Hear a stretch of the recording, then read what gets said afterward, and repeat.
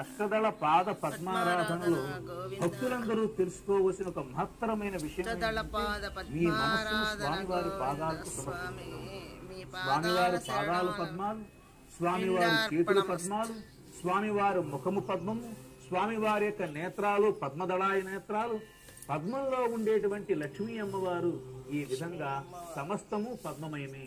కాబట్టి మన మనస్సులలో ఆ పద్మ తత్వం వెంకటేశ్వర స్వామి వారి యొక్క దివ్య భావన మనలో అంతర్లీనంగా ఉండి మనల్ని ధర్మ మార్గం వైపు నడిపించేటువంటి అద్భుతమైన శ్రీవారి సేవ అష్టదళ పాద పద్మారాధన.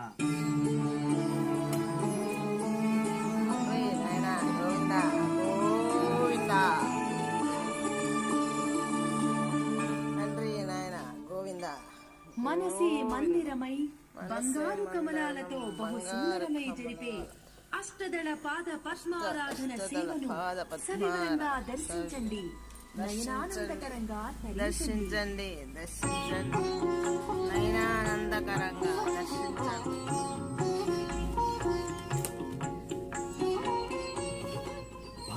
గోవింద భవ్య సుందరమూర్తి నిత్య సేవలతో పాటు ప్రతి మంగళవారం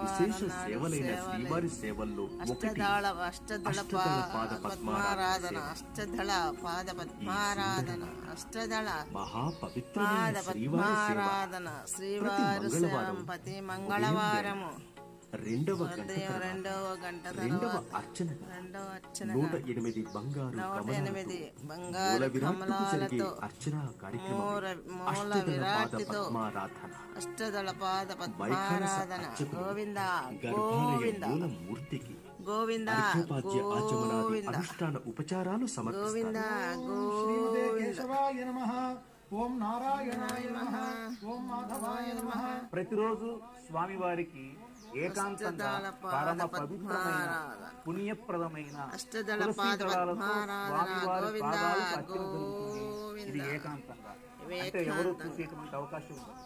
కానీ మంగళవారం నాడు ప్రత్యేకించి భక్తుల యొక్క సౌలభ్యం కోసం, భక్తులకి పుణ్యాన్ని ప్రసాదింపజేయడం కోసం ఆ ఒక్కరోజు మాత్రం అష్టదళ పాద పద్మారాధనగా అష్టదళ పాద పద్మారాధన సేవ. గోవింద గోవింద గోవింద గోవింద గోవింద 1984వ సంవత్సరంలో తిరుమల తిరుపతి దేవస్థానం వారు స్వర్ణోత్సవ సందర్భంగా ప్రవేశపెట్టారు. హైదరాబాద్ వాస్తవ్యులు ఒక మహమ్మదీయ భక్తుడు దీనికి అవసరమైన 108 బంగారు పద్మాలను శ్రీవారికి